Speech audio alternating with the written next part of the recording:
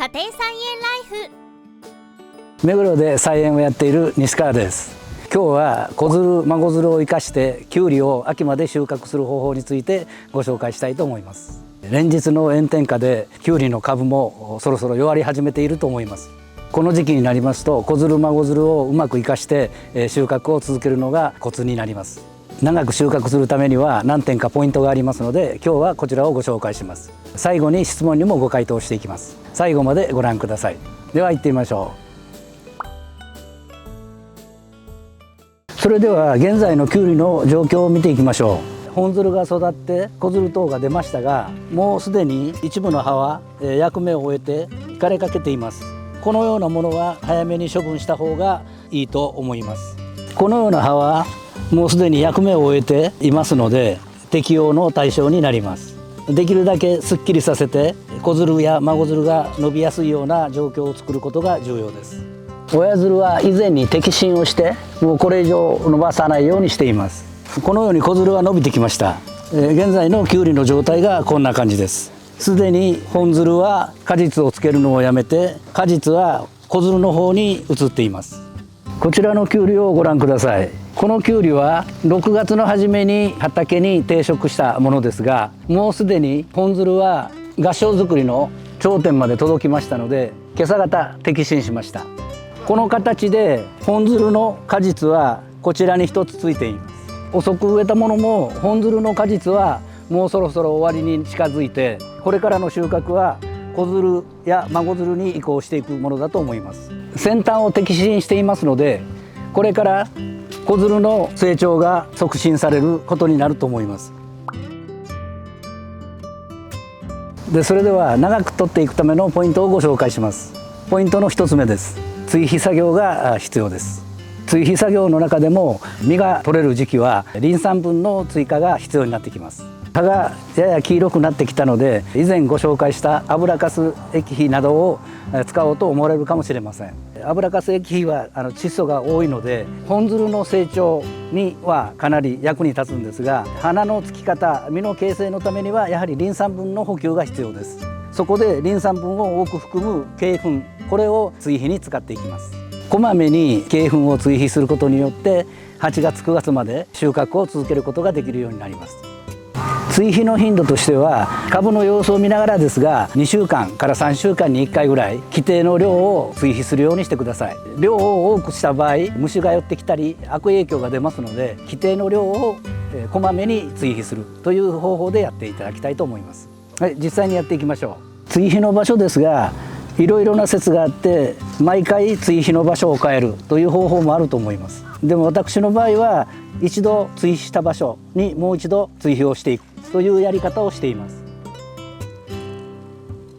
1回だいたい 20cc ぐらいなので一つまみの間隔で結構だと思います。あまり多くあげるとかえって悪影響が出ます。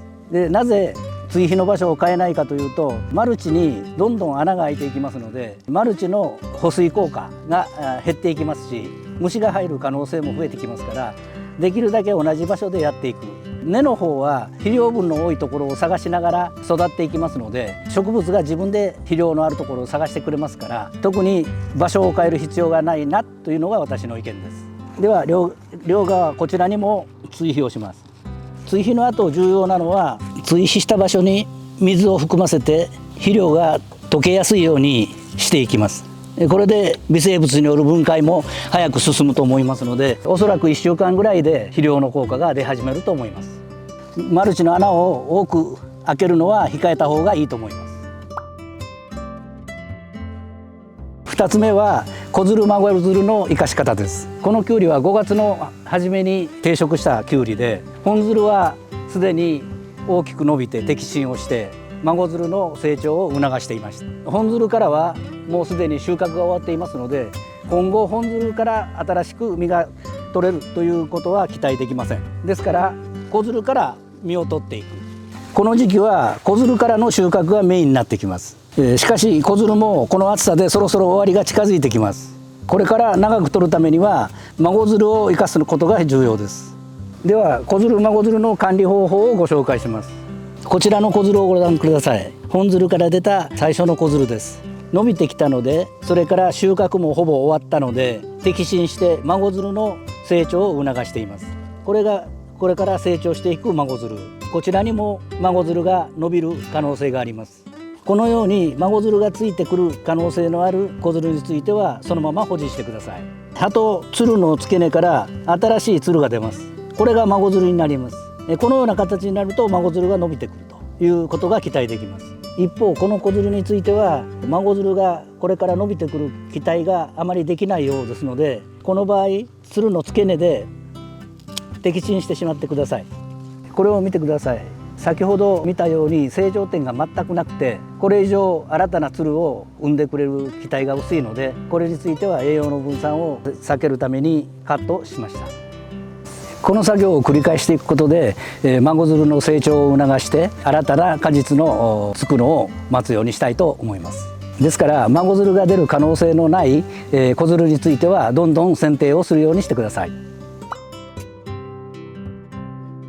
3つ目のポイントは水やりです。これだけ暑いと乾燥が進みますので、水やりが大変重要な作業になってきます。特にきゅうりやナスの場合、実につく水分量が非常に多いので大量の水を消費します。そのために水やりは朝か夕方、畝の上からではなくて畝間にバケツで 2,3 杯流し込むようにしてください。これが根腐れを起こさずに水分を十分吸収してもらえるいい方法だと思います。特に収穫の続いている間は水やりを欠かさないようにしてください。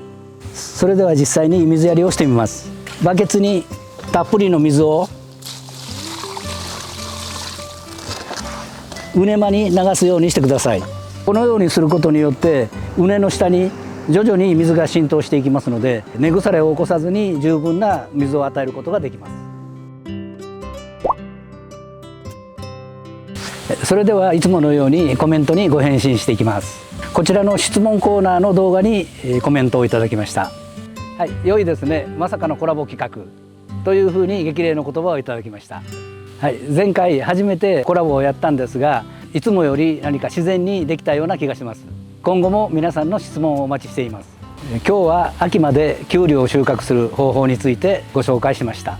この動画が面白かった方はチャンネル登録と高評価をお願いいたします。それではまた。